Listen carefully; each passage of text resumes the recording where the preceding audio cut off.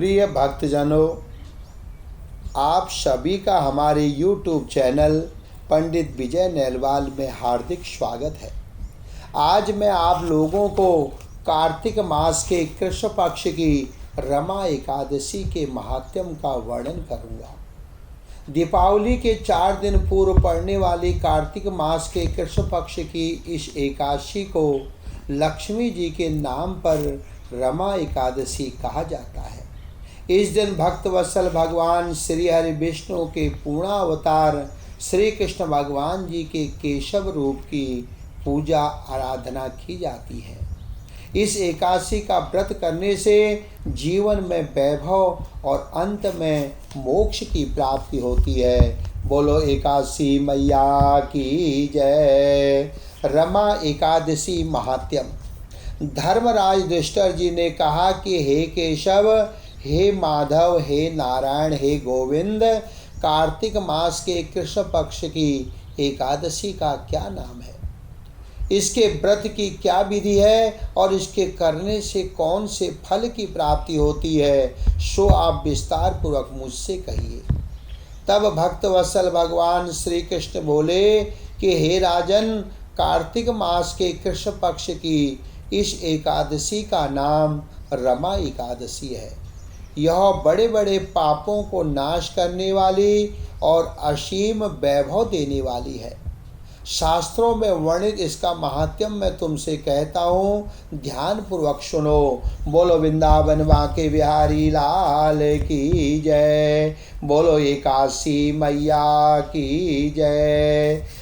प्राचीन काल में मुचकुंद नाम का एक राजा था। उसकी इंद्र के साथ गहन मित्रता थी और साथ ही यम, कुबेर, वरुण तथा विभीषण के साथ भी मित्रता थी।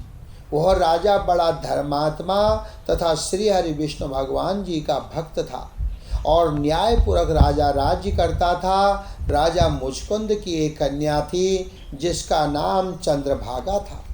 वह उस कन्या का विवाह चंद्रसेन के पुत्र शोभन के साथ हुआ। एक समय शोभन अपने ससुर मुचकुंद के घर आया। उन्हीं दिनों जल्दी ही पुण्यदायिनी रमा एकादशी आने वाली थी। व्रत का दिन समीप आया तो चंद्रभागा को अत्यंत सोच उत्पन्न हुआ कि मेरे पति बहुत दुर्बल है और मेरे पिता के व्रत के बारे में आज्ञा अति कठोर है। दशमी को राजा ने ढोल बजवा कर सारे राज्य में यह घोषणा करवा दी कि रमा एकादशी को सभी लोग व्रत करेंगे। घोषणा को सुनते ही शोभन को अत्यंत चिंता हुई और अपनी पत्नी से बोला, अब मुझे क्या करना चाहिए, मैं किस प्रकार भूख सहन नहीं कर सकूंगा। ऐसा उपाय बतलाओ कि जिससे मेरे प्राण बच सकें, अन्यथा मेरे प्राण अवश्य चले जाएंगे। चंद्रभागा कहने लगे, हे स्वामी, मेरे पिता के राज में एकादशी को कोई भी भोजन नहीं करता।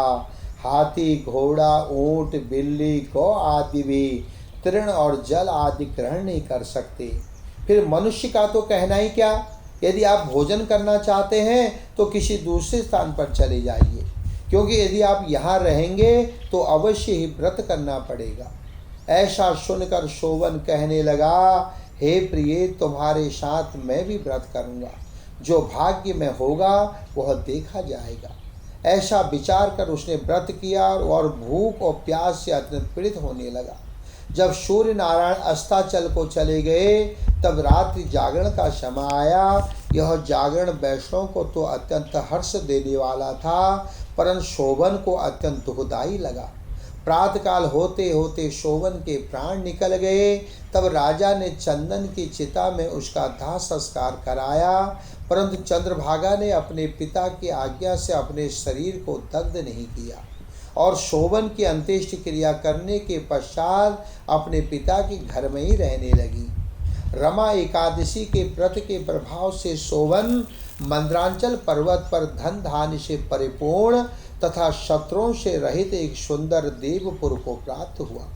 वह अत्यंत सुंदर रत्न और वैदुरण मणि जड़ित स्वर्ण के खंभों पर निर्मित अनेक प्रकार की स्फटिक मणि से सुशोभित भवन में सिंहासन पर आरूढ़ हुआ। श्वेत चट और चवर, मस्तक पर किरीट, कानों में कुंडल, कंठ में हार और बाहु में कपूर विभूषित गंधर्व और अप्सराओं से घिरा हुआ ऐसे शोभित होता था मानो अपनी सभा में देवराज इंद्र विराजमान हो। एक समय मुचकुंद के नगर में रहने वाला सोम शर्मा नामक ब्राह्मण तीर्थ यात्रा करता हुआ घूमता घूमता उधर जा निकला। ब्राह्मण शोभन को पहचान कर कि यह तो राजा का जवाई शोभन है, उसके निकट गया। शोभन भी उसको पहचान कर अपने आसन से उठकर उसके पास आया और प्रणाम आदि करके कुशल क्षेम पूछने लगा।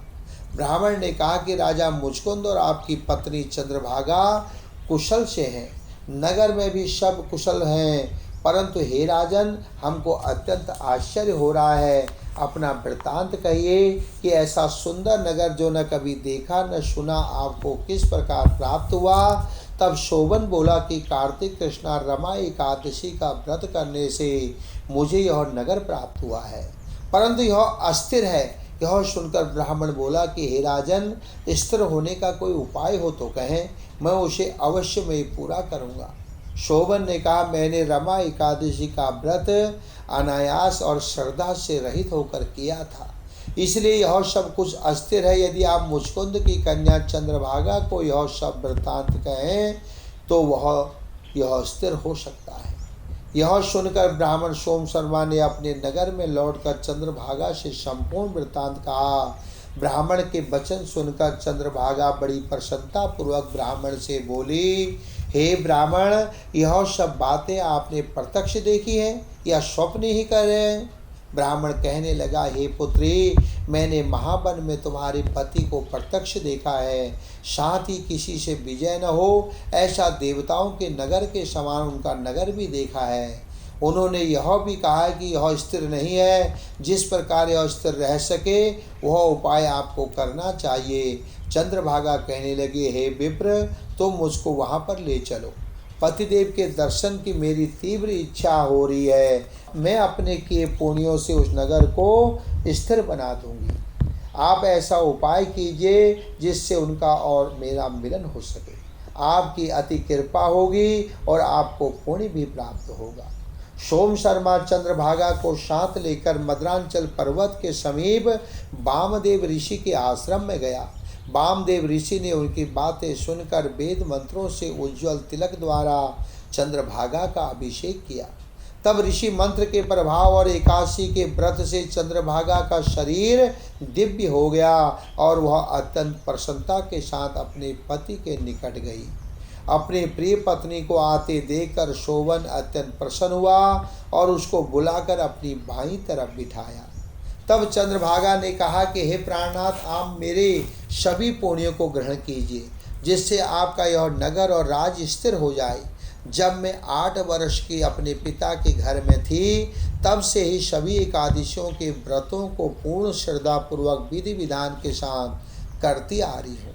इस पुण्य के प्रताप से आपका यह नगर स्थिर हो जाएगा तथा समस्त कार्य पूर्ण होकर प्रलय के अंत तक रहेगा। इस प्रकार चंद्रभागा दिव्य रूप धारण कर तथा दिव्य आभूषण और वस्त्रों से सुसज्जित होकर अपने पति के साथ रहने लगी। हे राजन, यह मैंने रमा एकादशी का महात्म्य कहा है। जो मनुष्य व्रत को करते हैं उनके समस्त पाप नष्ट हो जाते हैं। कृष्ण पक्ष और शुक्ल पक्ष दोनों ही एकादशी समान है, इनमें कोई भेदभाव नहीं। जो सभी मासों की दोनों एकादशियों के व्रत रखते हैं, इनके महात्म्यों को पढ़ते अथवा सुनते हैं, वे समस्त पापों से छूटकर श्री हरि विष्णु भगवान के वैकुंठ लोक को प्राप्त होते हैं। इसमें कोई संदेह नहीं। बोलो वृंदावन बांके बिहारी लाल की जय। बोलो श्री हरि विष्णु भगवान की जय। प्रिय भक्तजनों, आपको अगर मेरी कथा पसंद आई तो कृपया मेरे चैनल को सब्सक्राइब करें और बेल आइकॉन को दबाना न भूलें। हरि ओम। जय श्री राधे। श्री कृष्णाय गोविंदाय नारायणाय नमो नमः।